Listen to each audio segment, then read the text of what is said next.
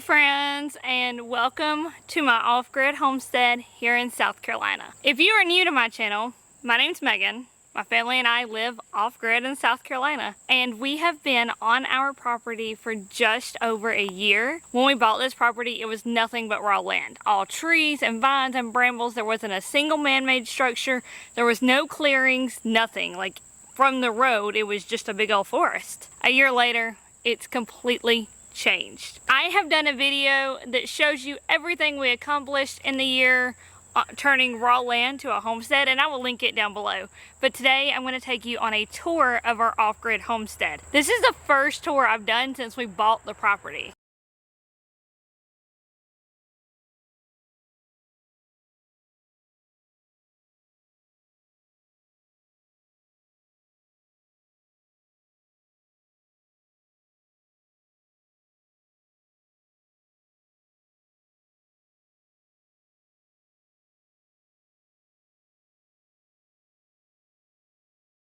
And they took out our temporary driveway and put in a permanent culvert for us, and we are very, very thankful for that. But our driveway is the path to our homestead, so come with me. Let's see what we've done. Our driveway is 250 feet long. Every bit of it we cleared ourselves, cutting down trees. Then we had a company come in, bring gravel that we spread out ourselves as well. Now, we don't have tractors, bulldozers, ATVs, anything like that, so every bit of this was spread using shovels, wheelbarrows, rakes, and our own two hands. It is definitely a sight that I love to see because it reminds me of all the hard work we put into getting it done so we can have access to our homestead and so friends can come join us on our homestead.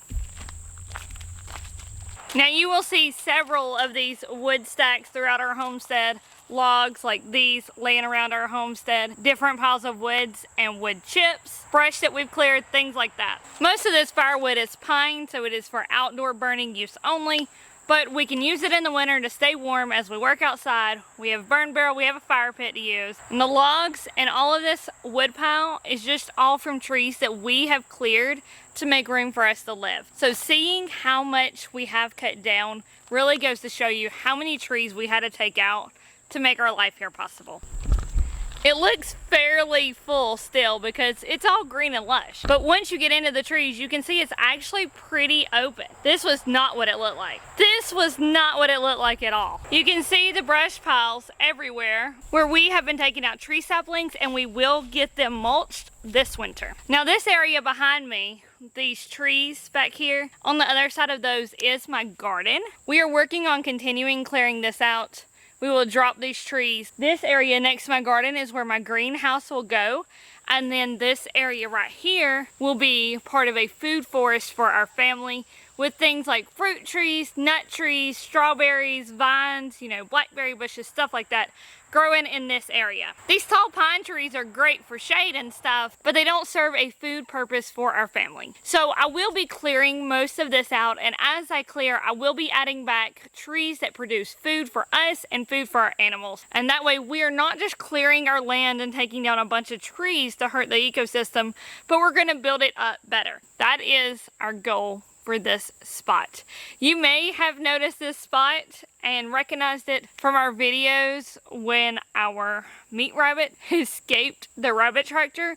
They were back over here, and this is where they were running free when we couldn't catch them. Now you can see over here how dense these saplings grow in this area, and this is what all of this looked like before we cleared it out. So it's a major difference from what it started as to what it is. All we have left really is to drop major trees. So like I said, next to that row of trees, which is right here, is my garden. I currently have the rabbit tractors going through my garden to keep the weeds down because they got a little out of control. But this is my garden space.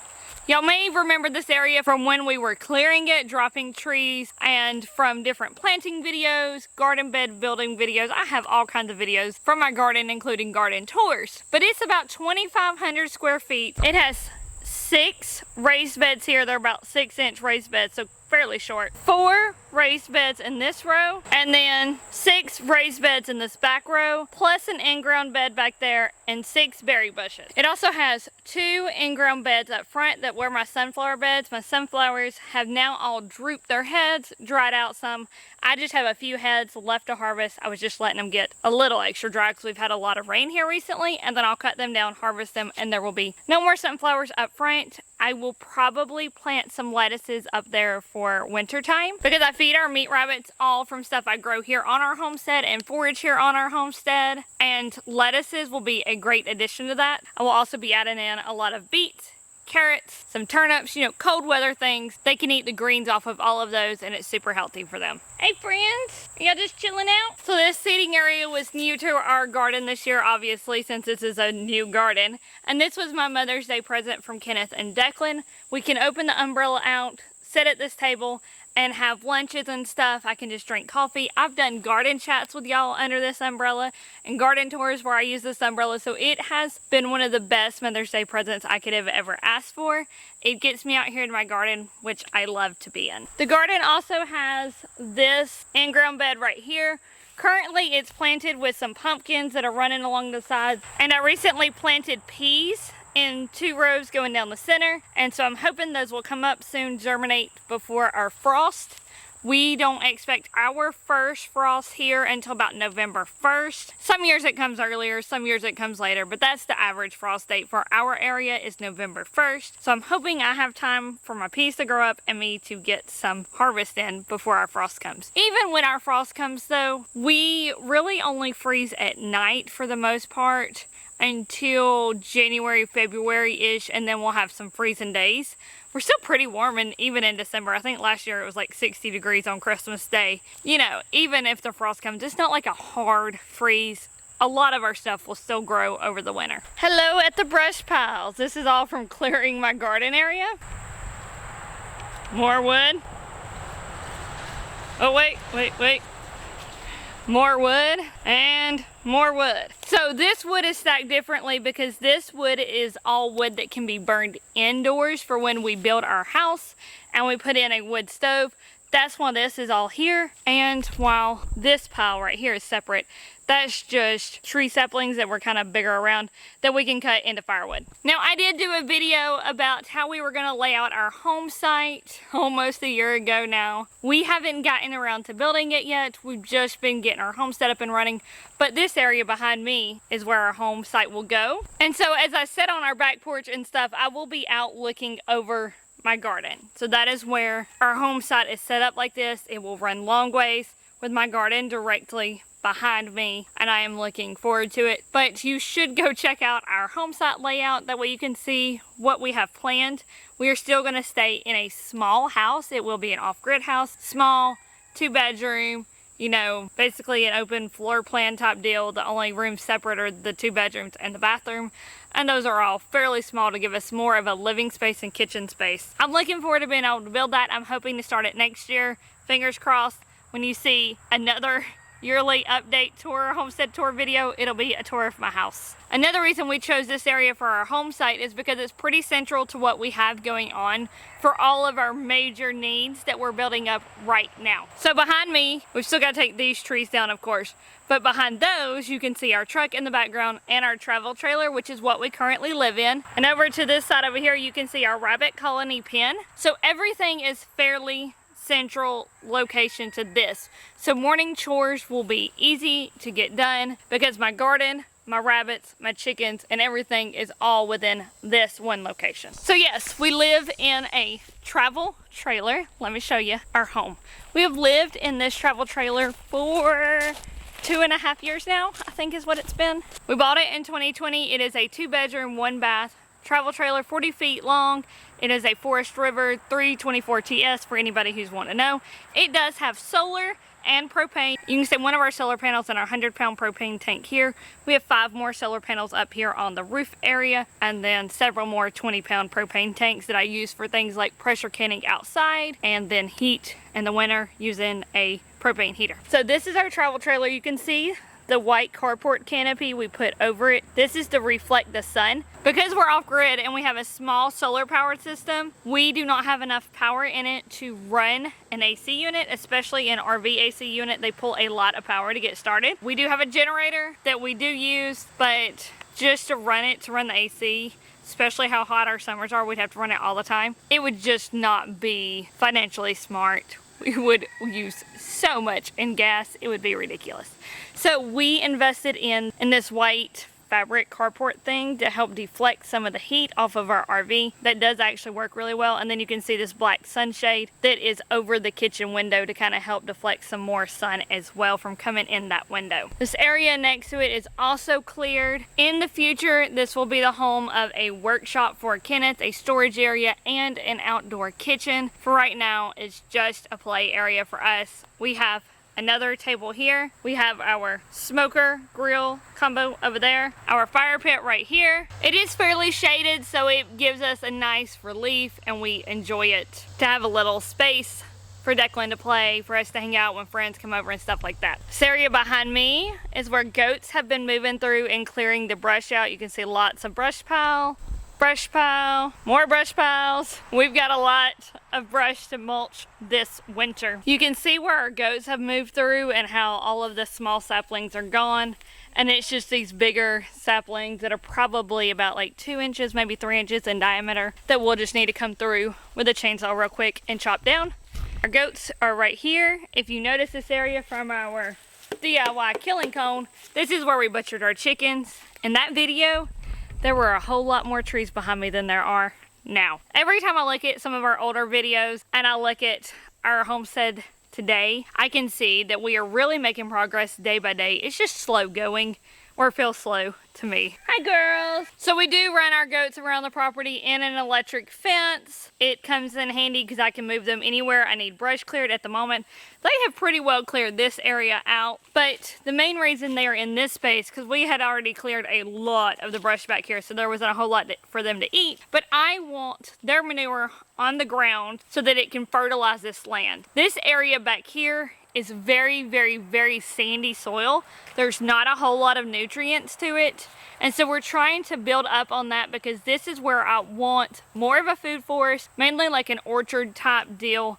I want it back here. So again, it's out of the way. It's pretty central for me to come harvest food, but it's far enough away from the house and everything else that it's not something I'm going to visit every single day. So the goats are helping me to fertilize this area, and you know, with their manure, different hay droppings, tree leaves, stuff like that, dropping it on the ground. This is also where we had previously ran our meat chicken, so it has that fertilizer on it as well. And then once the girls move off of here, closer towards wintertime, I will start planting out trees out here, especially seeds, stuff that needs to be cold stratified before it grows in the winter.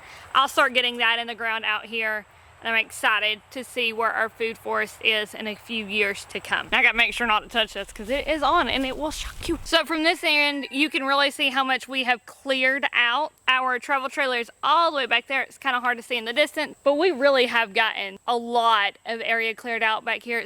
We've slowly been working on getting more done. Currently, Kenneth is not able to help because he can't run a chainsaw. He did just have surgery on his finger where he had broken it. They put a pin in. So hopefully in the future, and hopefully this winter, we will be able to get a lot more of these trees dropped and this area opened up. Now there is one trail over here that Kenneth cut in several months ago so that we could see a little bit farther back on our property, and y'all have never been down it that y'all know of. I've filmed a few like video intros and stuff in the shade of that area, but y'all have never gotten to see it. So I'm going to take you down this little trail, see how far back we can go, see what we can see, and what else our property looks like.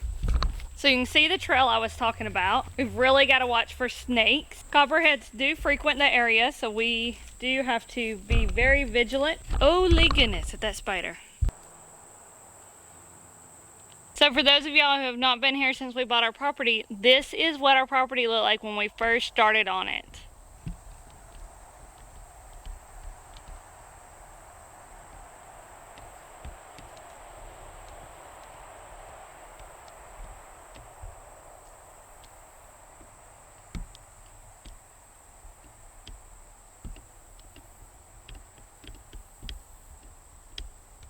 So Obviously, this area hasn't been cleared yet. Kenneth just kind of cut in a path to see how far back he could get. If Miss Spider wasn't in the way, she's massive and I don't feel like walking through the briars to get back there. But there is like this drainage ditch area that runs right here. That's where y'all can see it cleared up to. All of these trees are on the other side of that drainage ditch. It runs right through this area. I think it's supposed to be a creek. It does get very, very swampy back here some parts of the year. Another reason I'm not walking all the way back there, because snakes love the swamp and we don't go back here until winter time. So this winter I will have to take you back there as we try to clear some more of this area. But it does get swampy, so we're thinking that that's a drainage ditch. It runs all the way out, but if you look, some maps actually show it as a creek. So hopefully when we get all of this cleared out, we can follow that creek line, drainage line, whatever it is, and see where it goes and what it's actually supposed to do. And then we'll figure out what we do from there. Now this area behind me that is all swampy back here, where all of these trees and stuff are growing on the other side of that drainage ditch, we are hoping to turn it into a pond in the future, dig it out, throw some ducks in it, make it a pond, add some fish so we can have fishing right here on our property. As you can tell from all of these trees behind me, we have a lot of space to go hunting, like deer hunting, but we don't have anywhere to fish yet. So that will be turned into fishing, and then the area behind it and like further back will be hunting.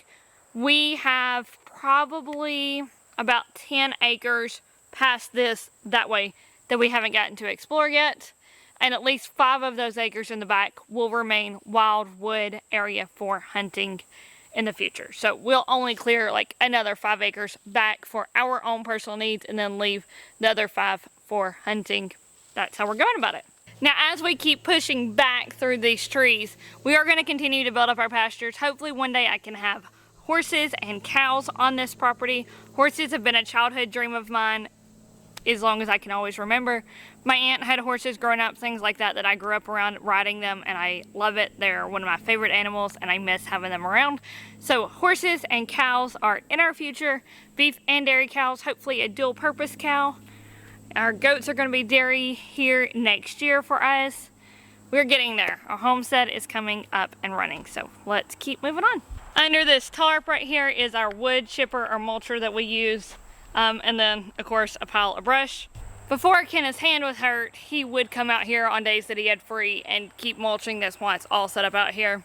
As summer progresses here in the south, we have a higher risk of snakes, and especially venomous snakes. So we try not to go digging in brush when it's hot out and snakes are moving. We save that for cold weather. Now over here behind me is our chicken pen. We have 15 hens and 1 rooster in there right now. These are our laying birds that aren't laying yet, but should be hopefully any day now. And they're all hiding under their coop. It's built up so they can get under it for a little bit of shade because it is hot out today and the sun is blazing. Now, as you can see, we're over here behind the travel trailer. It's in the background, and this is where our rabbit colony is. There's a lizard on my colony. Let's see if we can see him. I think he thinks he's camouflaged. Oh, there goes it. What you doing, dude? You chilling on the rabbit colony? That's cool. Our rabbit colony is for our breeder does. It has 4 nest boxes in it. It has this black tunnel right here that allows them to get out of the shade and hide if they hear predators. This black along the side is shade cloth to keep them cooler. In the summer, it blocks a lot of sun in here. You can see where the shade cloth isn't and how much sun is coming through over here. And our girls are hiding over there. This area is fantastic. It allows our does to give birth in a safe, predator-proof environment, and for their kids to grow up all together, living together with their moms in a safe area. Our does co-parent sometimes, so they help take care of each other's kids. We foster kids between does, depending on who's got more, who has less, things like that. And this has just been amazing. It has produced so much meat for our family. And because we feed our meat rabbits for free on a forage-based homegrown diet, it's basically free meat, so I love that. I have videos on how we built the rabbit colony, videos on how I clean out the rabbit colony, things like that if anybody's interested. I know a lot of people don't like colony life because the rabbits are on the ground. They're more concerned about parasites and mites and fleas and things like that. We really haven't had an issue in our colony. We do a deep litter method on the ground. I don't think you can see that. With hay, different tree leaves, things like that, things I feed them. It goes on the ground. I clean it out once a month, and then it goes over in the chicken pen, which is just right there. So again, next to each other, I can get the waste over there to them. The chickens then scratch through it, make compost, and then I can add that to the garden. Now, one other feature that makes the rabbit colony my favorite structure we've ever built is our rainwater catchment system that is set up on the rabbit colony. Each one of these barrels is 55 gallons. So altogether we have 4 of them. We have just over 200 gallons. I think it's like 220 when they're all completely full. And they run off of the gutters on this rabbit colony. With a good rainstorm, it will fill all 4 of those up. And we have a video, of course, showing how we put that together. The only adjustment we made since that video is I had Kenneth cut this rainwater catchment system in half, so these 2 are only focused on this side and these 2 are only focused on this side. It is easier for me to lift up a section of it at a time to get in there and clean it and things like that if I need to, than it was for me to lift up the whole section. That's the only change we have made since we have put this into place. So people do ask me if we actually drink this stuff, and yes, we do drink it. Our animals drink it. All of that. It is safe to drink because I filter it. Now, we do want to install a much bigger rainwater catchment system in the future. This has just been an easy, budget-friendly way to get started on it, and it has helped us out big time, but a bigger one is coming. So for now, with our small system right here by the rainwater catchment, you may have seen this in the background of some of our videos. This is a Sawyer water filter. It filters a gallon of water at a time. As I'm out doing chores, I just fill it up. So let's get that done right now so y'all can see.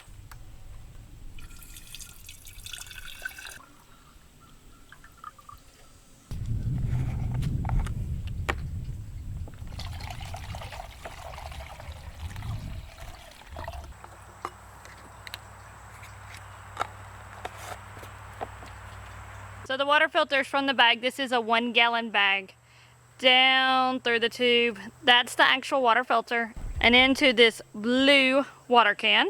Because we live in a travel trailer, it has a tank in it that we dump this into to fill it up. It's got a water pump on it that cycles our water.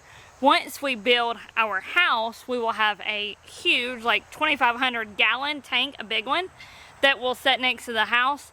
And the water will run from it into the house, and we will have an inline water filter at that point, so it filters as it goes through. I won't have to do the filtering process myself.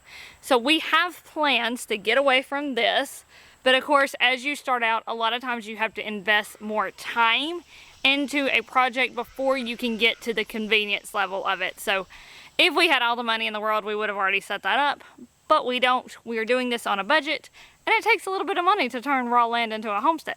So this has been our method that has worked for now. If you are looking for a budget-friendly way to filter rainwater, I highly recommend this Sawyer water filter. You can get it with a 1 gallon bag, a lot of times on Amazon or sometimes at Walmart. They're not that expensive though. With all the craziness that's going on in the world, water filters have really increased in price. I guess part of the prepping thing, people getting nervous and so they're buying all the stuff up, is all I can think of.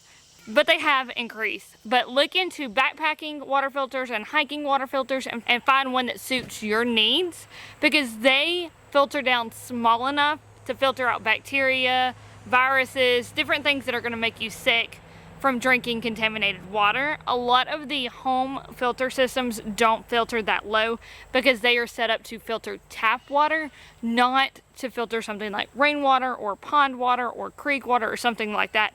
This one is, because it's made for hiking, and who knows what kind of water you're going to find out there in the woods. So that's why we go with this one instead. It just filters down much smaller and gets a lot of that bad stuff out of your water so that you know you're drinking safe water. So that's how we water our family on our homestead. Conveniently located to my water system right here is my clothesline right here. So I hand wash a lot of our clothes. If we've got bad weather or something like that, we will go to the laundromat. I'm not against that, and that is a much quicker option, but I do enjoy the process of hand washing our clothes. I enjoy having them hang to dry, and I feel like it gets them cleaner. So when we have a lot of rain and then we have several beautiful days in a row, I will go ahead and hand wash all of our clothes and hang them up to dry. The only problem is, if you've ever hand washed clothes and hung them up to dry, a lot of times it seems that as soon as you hang them on the line, the rain comes. I tell Kenneth that's my extra rinse cycle. This is my clothesline. If y'all see me out here hanging clothes, this is where it's at. There's my rabbit colony and my rainwater catchment system right there. And just to show y'all where we're at. Also, this over here is the garden area. In the next year or so, more of these trees will be cleared back and our garden will expand. So I will have the greenhouse and the food forest system on that side of the garden, and then the garden will expand this way with some more in-ground bed. We do really want to up our food production because we are on a journey to self-sustainability. So we want to expand our garden so I have more things to can. We've got our meat rabbits, we've got chickens for eggs, we've got goats that will be for dairy and meat in the future. Eventually we will get pigs. But when you're trying to feed animals completely off your homestead, you kind of have to do things in waves so that you can make sure you meet all of your animals' needs with what you produce. So pigs are going to be probably pretty far in the future as I try to build up what we produce and what we will have available to feed them. Well, friends, that is our off-grid homestead. I hope you enjoyed this homestead tour, and that when you watch our videos, you kind of now have an idea of where everything is located on our homestead and how it works in relation to other things here on our property. So if this is the first video of ours you have ever seen, please subscribe and watch our other videos. Cicadias, man, cicadias. You mind? We have a ton of videos that show how we've turned this raw land into a homestead, and every day we get one step closer to making it our dream homestead. It just takes time and a lot of hard work. Blood, sweat, and tears have went into this place, but we're getting there. We're making it. So I hope y'all enjoyed the video. I hope you subscribe, you stay tuned, you watch our other videos. Let me know down below in the comments what your favorite part of our homestead is. And if you have any questions about our homestead, how things work, where things are located, what our future plans are, let me know down below and I will answer those for you. That's all I have for you today, friends. So until next time, bye.